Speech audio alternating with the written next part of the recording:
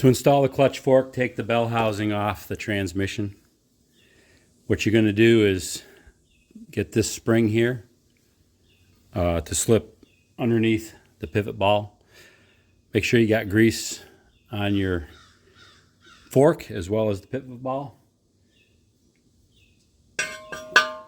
Bring it through the hole, and what you're going to do is get those forks to go underneath the pivot ball.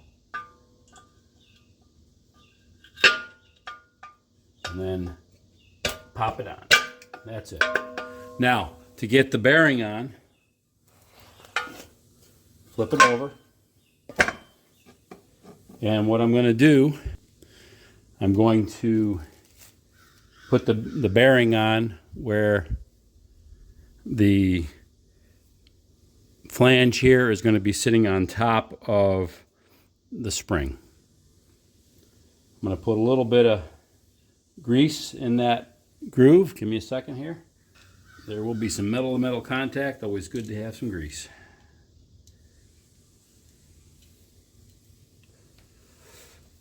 All right. I'm going to spread the grease in the groove.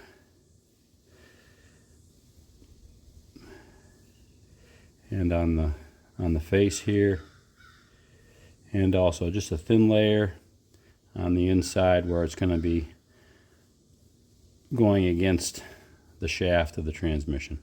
All right, now I'm just going to stick it in here and pull it through. That's it. That's how the install goes. Now, next step is to take the bell housing and reassemble it onto the transmission.